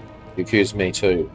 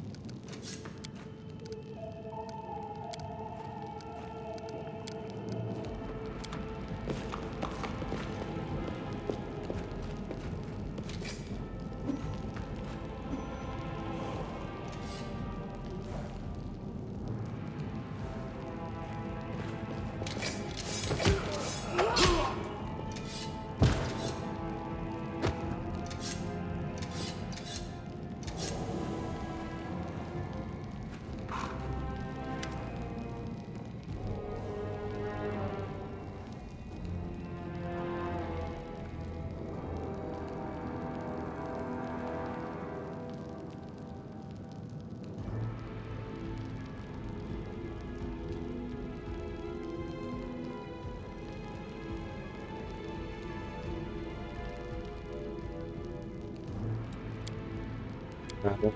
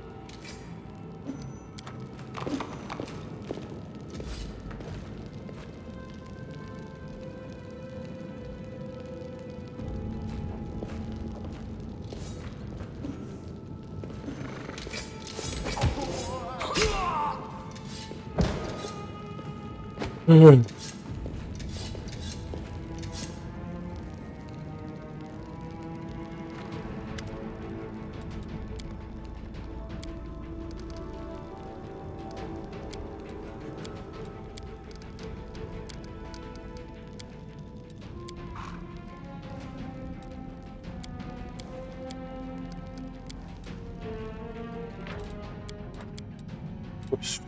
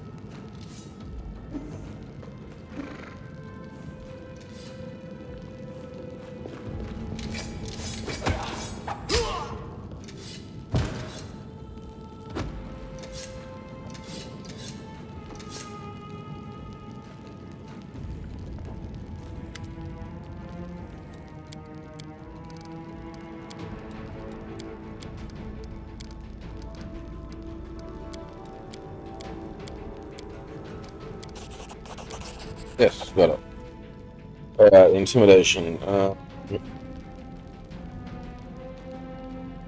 I'm sorry to you to make it up to you here. Pulls a key from my pocket and tosses it to you. And now I'm leaving. Okay.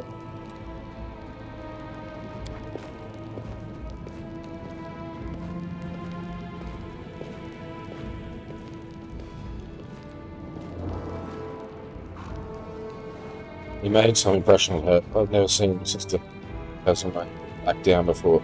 Listen, Chief, when you've got a spare minute, come see me. I've got something I want to discuss with you.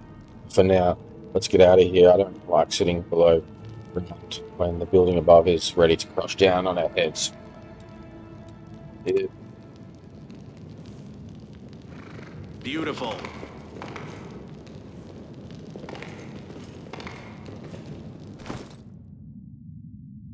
So,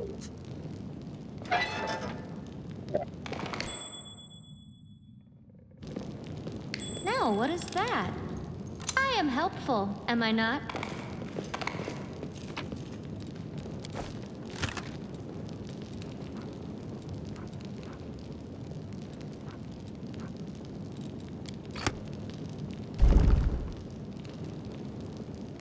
Let's see what we can do.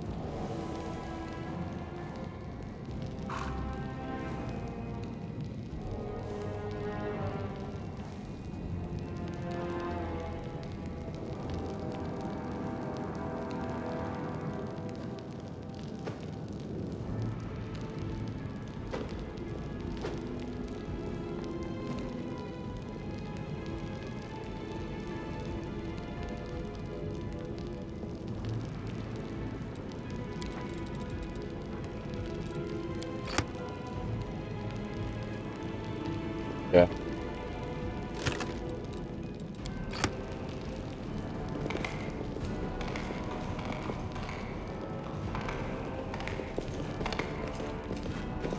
And that'll be it for this episode. I think hit the 2 hour mark again. End the stream and save.